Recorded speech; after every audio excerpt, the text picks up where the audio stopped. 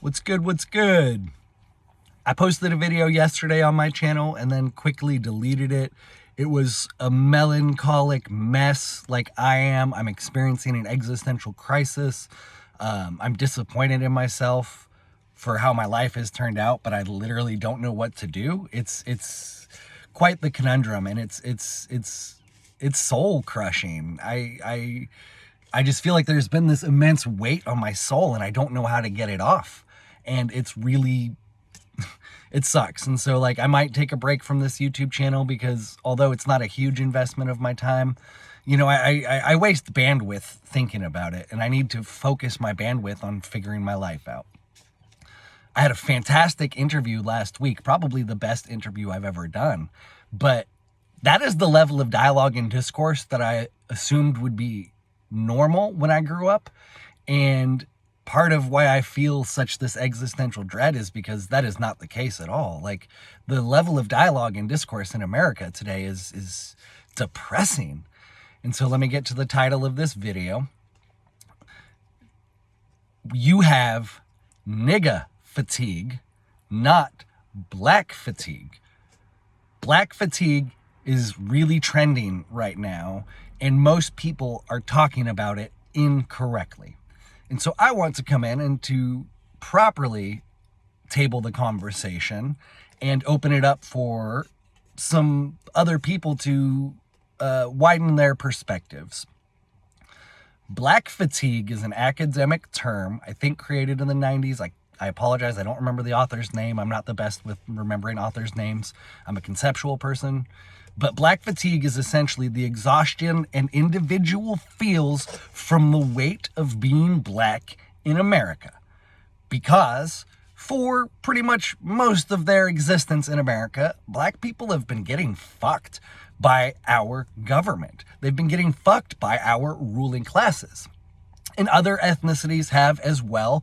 When you zoom out from the intersectional lens and you look at the class wars that have been waged for hundreds of years, yeah, you see that most people are getting fucked by the elites and by the ruling classes. But that doesn't mean that the unique experience of black fatigue does not exist, in my opinion. I actually do acknowledge that it exists and that it is real. I do acknowledge that, you know, we have the black people, not we, I'm not black, but black people have been systemically oppressed by the ruling classes. And I talk about this. Let me bring up this example. In, what was it, the 40s, 30s, 40s, maybe a little earlier, maybe a little later, but there were social workers during the second big feminist push wave, I imagine, I believe, who went into the black communities and encouraged black mothers to keep the fathers away from the children, to not marry, because they would get more resources from the government. And then that would mean they would have more freedom. Don't you want freedom, ladies? And that, I believe, is one of the worst things the ruling class, the elites, the state has done to dismantle the black community. When you take the fathers out of the homes, you destroy the community. And that's where we have come to today, where other people are experiencing nigga fatigue. N-I-G-G-A, I'm trying to be somewhat appropriate when I talk about this, but the N-word, nigger, I'll just say it. It's just a word, but anyways. That fatigue is the result of the black community's culture being destroyed and replaced with hood culture, ghetto culture.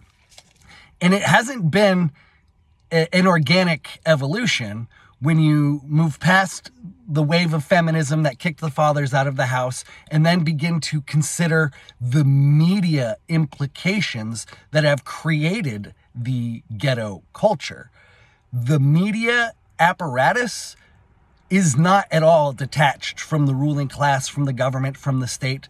The CIA has a tremendous amount of influence in mainstream media, going back to Project or Operation Mockingbird. And so we know for a matter of fact that our government has been manipulating our media for decades. And so this ghetto hood rat black culture that we deal with today, that influences young black men and young men, all young men, to go engage in unruly, untoward behavior, is the result of intentionally curated content. This destabilization is intentional. The ruling class knows that if the general population is divided, that they are much less likely to revolt against said ruling class. And by destabilizing an entire community, the 13% of the population that's black, and then demonizing the other 50%, or the biggest majority of the population, white people, demonizing white people in general, you have created the absolute best division and destruction you could ask for. Check out the shirt, no division. Yes, I've used some bad words, but I'm trying to do so in an effort to raise awareness. So, the ruling class has successfully divided the population, and they've got this perfect paradigm to do so. You have an oppressed class and an oppressor class. But the oppressor class, they have been, successfully able to create the narrative that it's people like me, just general straight white men, or just white people in general. There is a whole war on whiteness, but that is all designed to divide. And so while I have never experienced black fatigue myself, I have experienced poverty fatigue, class fatigue, we could call it. And I believe there is a substantial overlap. If you were to do a Venn diagram of like black fatigue and poverty fatigue, there would be a lot of overlap. There would be some areas that do not overlap. The uniqueness of being black, you just cannot replicate that experience without living it. I get it. But in poverty, I question reality. I question my self-worth. I question whether or not I want to live. And in fact, in 2025 now, with this war on whiteness, I've even questioned my sort of ethnicity. Straight white men are the devil. And that's been something that I've struggled with. Trying to reconcile the fact that in the past, a lot of straight white men were pretty evil, but not all of them, not even a majority of them. It's when you zoom out and look at the ruling classes and the way that they influence and impact society and culture, and understand that they actually quite control a lot of it, it's not white men, it's the structures, the power structures. And I hate leftists, and I'm not really Michel Foucault, who's one of the most cited academics, was also a piece of crap, but talks about power a lot, and it's correct to do so. Look at the power structures and how they influence and impact people. Influence, that word influence. It might not be mainstream yet, but the government has a hand in our media and influencing the direction of culture and society. And so there are people talking. It's slightly distracting. I'm going to pause for a minute. And so I want to wrap up the video talking about the fact that I have compassion for the black community, because I totally see how they have been systemically destabilized, which has resulted in the ghetto hood rat culture that a lot of people are sick of.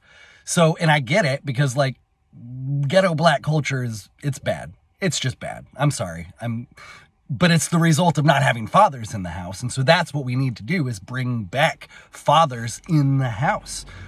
But there's also a war on fathers, and there's a lot of wars going on, right?